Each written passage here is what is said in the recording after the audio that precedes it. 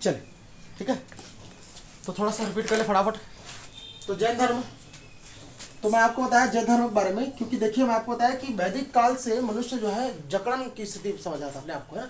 थोड़ा सा लोग आगे बढ़ना चाह रहे थे, और आगे बढ़ना कैसे चाह रहे थे, कुछ नए धर्म, है ना, नए चीजों से मिलना चाहते थे, जिससे उसमें मध्यम वर्ग, मैं आपको बताया कि दो ही वर्ग जो उसमें ठीक थे, जैसे क्षत्रिय और क्या ब्राह्मण। अब यहाँ पर शूद्र और वैश्य जो है इनकी स्थिति थोड़ी खराब थी, तो शूद्र और वैश्य को एक नया धर्म मिला, वो था क्या आपका जैन धर्म, ठीक है। तो जैन धर्म का प्राचीन भारत में 6वीं शताब्दी ईसा पूर्व के बाद अगर प्रचार प्रसार हुआ तो किनके द्वारा शुरू किया गया, तो विशेष याद रखिए महावीर स्वामी के द्वारा। तो देखिए इनमें तीर्थंकरों का अलग अलग तीर्थंकर का नाम आता है। सबसे पहले संस्थापक कौन था, तो ऋषभ देव था।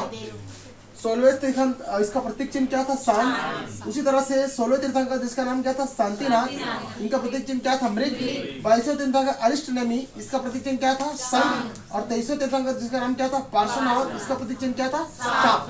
ध्यान रखिएगा 24वें तीर्थंकर महावीर स्वामी थे, जिनका प्रतीक चिन्ह क्या था, सिंह। इनका बचपन का नाम क्या था, वर्धमान। और इसी को हम लोग वास्तविक संस्थापक कहते हैं, ठीक है। तो वास्तविक संस्थापक कौन कहेंगे, तो महावीर स्वामी। किस धर्म का, जैन धर्म का, ठीक है।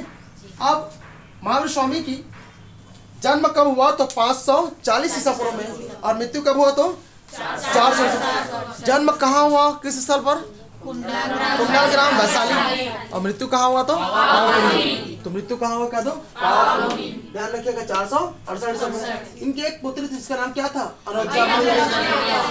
और याद रखिएगा प्रियदर्शनी, अर्जुना प्रियदर्शना नाम था। और याद रखिएगा इनके साथ जिनका विवाह हुआ वो कौन था, जमाली। और जमाली ही याद रखिएगा महावीर स्वामी के पहले शिष्य, ठीक है। और पहले शिष्य और दमान दोनों कहा जाता है इनको। और उसके अलावा याद रखिएगा प्रथम शिष्य कौन बता दिया आपको, जमाली। और एक शिष्य जिसका नाम क्या, मकलीपुत्र घोषाल। और मकलीपुत्र घोषाल ने जिस नए संप्रदाय की शुरुआत की होता है आजीवक संप्रदाय। कौन सा संप्रदाय था, इनके पिताजी के नाम सिद्धार्थ। याद रखिएगा क्षत्रिय थे, लेकिन ये जातिक कुल के थे, जात्रिक कुल के हुआ करते थे। कौन, सिद्धार्थ जो है क्षत्रिय जरूर थे या जात्रिक कुल के हुआ करते थे। इनके माता का नाम त्रिशला, जिन जो कौन से कुल की थी, लक्ष्मी। चटक की क्या थी, वो बहन थी। उनकी पत्नी के नाम क्या होता है, यशोदा।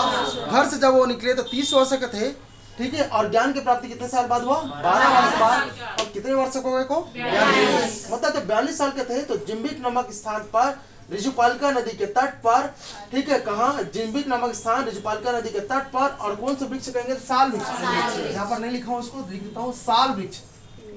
साल वृक्ष के नीचे उनको केवल या ज्ञान प्राप्ति हुई, ध्यान रखिएगा। इनको महावीर स्वामी।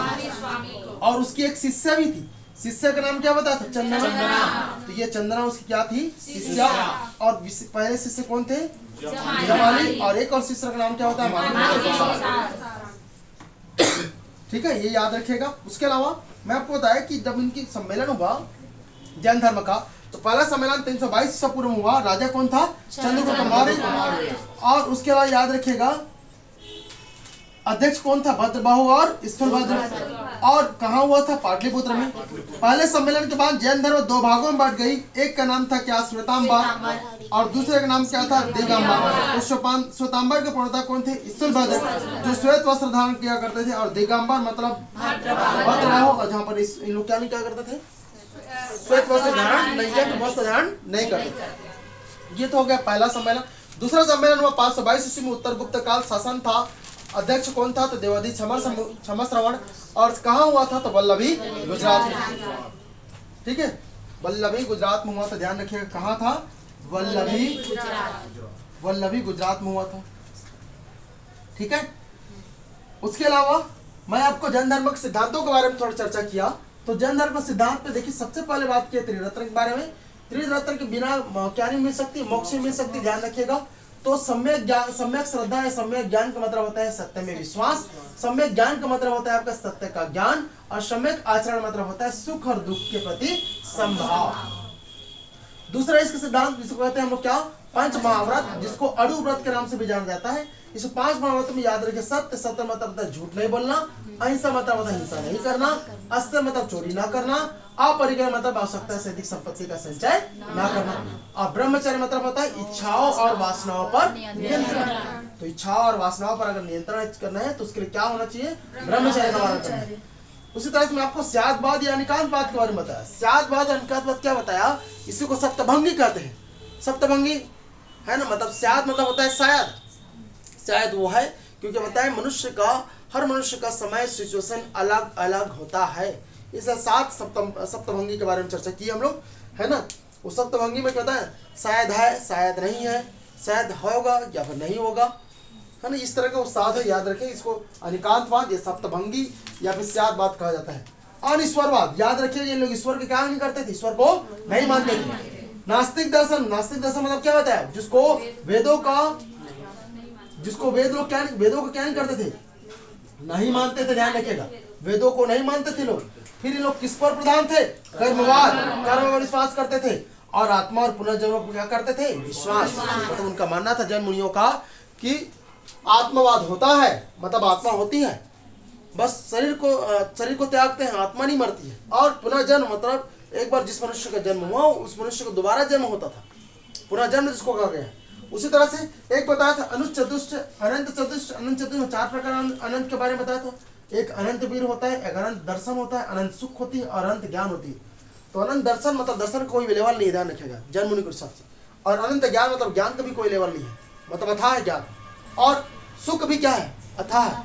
और यहाँ पर वीर लिखा जरूर याद है, वो उसको दुख माना गया है, ठीक। तो ये 4 अनंत चतुष्ट है। उसी तरह से 18 पाप बताया गया है इसके। और 18 पाप अगर करते तो जैन मुनि को उसमें क्या मिलती थी, मोक्ष नहीं मिलता था। और मैं आपको जैन साहित्य के बारे में बताया, तो जैन साहित्य को क्या कहते हैं, आगम साहित्य। क्या कहते हैं, आगम, जिसमें 12 अंग, 12 उपांग, 10 प्रकीर्ण, 6 छेद सूत्र और 4 मूल सूत्र के बारे में वर्णन किया गया। उसके अलावा और कुछ जैन मुनियों थे जिनके द्वारा अलग अलग रचनाएं की गई। इसमें बताया था आपको भद्रबाहु ने किसकी रचना की, कल्पसूत्र। जीवक चिंतामणि ने किसकी रचना की, अचरांग सूत्र। जिनसे ने किसकी रचना की, आदि पुराण। और हेमचंद ने किसकी रचना की, वशिष्ठ पर्वन का। और सुधर्मा स्वामी ने किसका रचना किया, तो भगवती सूत्र। तो ये भी जैन धर्म से संबंधित क्या है, आपकी ग्रंथ है जिससे जैन धर्म के बारे में जानकारी हमको मिलती है। ध्यान रखिएगा, है ना।